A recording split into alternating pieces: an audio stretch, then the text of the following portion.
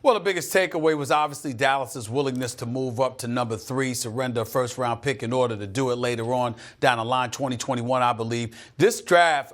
Listen to the way Stephen A. Smith phrases this next part. It's going to come down to a couple of things, but the main thing is Doncic and Trae Young. Those are the names that are going to resonate because those two will be linked for years and years to come. You're going to look at Trae Young and you're going to sit up there and ask yourself, if you're the Dallas Mavericks, did you make a mistake by moving up to get Doncic and surrendering the first-round pick in the process in the future, or did you make the right decision? Trae Young, if he's box office in the ATL, that'll be something that's special as well. So we got to keep our eyes on that, wait and see. The way Stephen A. Smith phrases this makes you think that Trae Young has a higher chance of being a great player than Doncic has. You're led to believe that Dallas might have made a mistake by moving to get Doncic at 3 instead of the Hawks making a mistake passing on Luka and going for Trae Young at 5.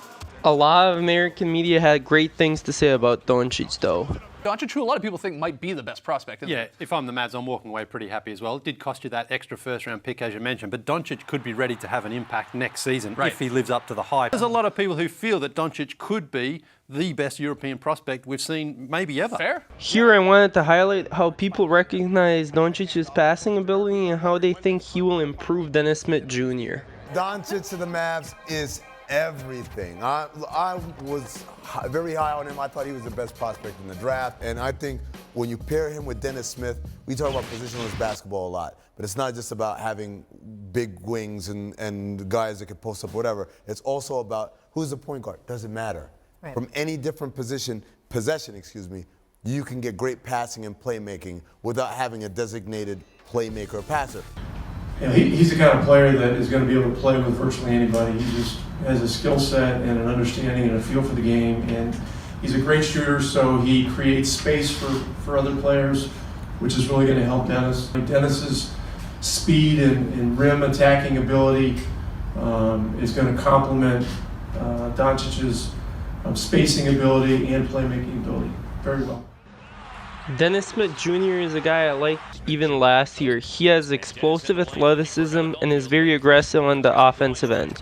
For EuroLeague fans, a good comparison would be Jeremy Pargo, who I also loved watching in Europe.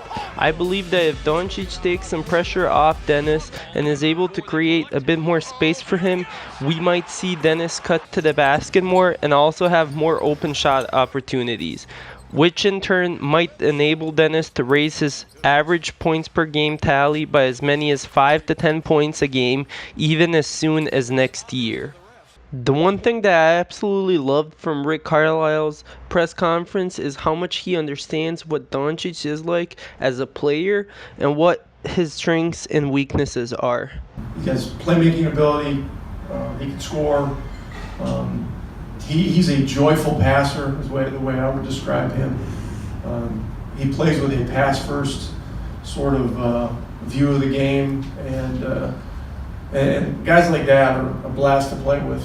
People that don't watch the EuroLeague or have never been coached by a European coach don't understand the big differences in coaching between the US and Europe.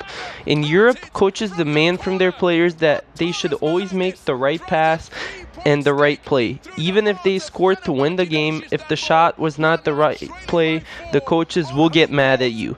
This is why Doncic has an amazing basketball IQ, knows when to pass the ball, and what pass is the right pass to play.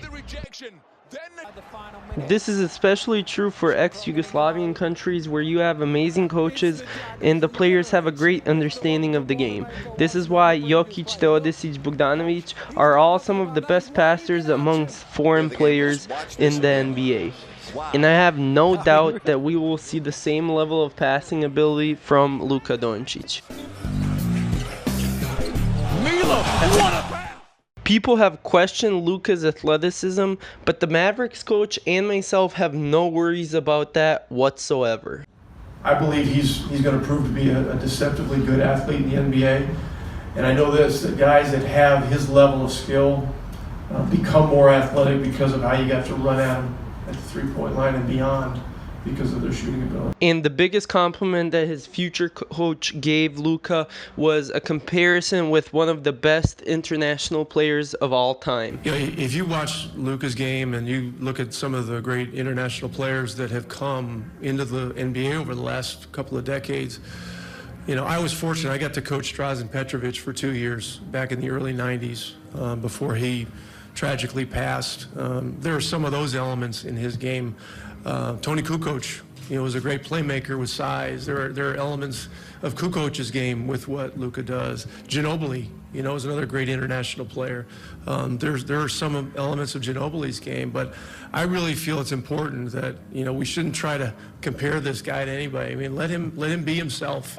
People that are not from Europe don't understand what Drazen Petrovic meant for Yugoslavia and for all the kids that grew up watching him play basketball. And I have no doubt if you surround Luka with the right coaching staff and the right players that he'll be able to bring back the NBA championship to the Mavericks organization.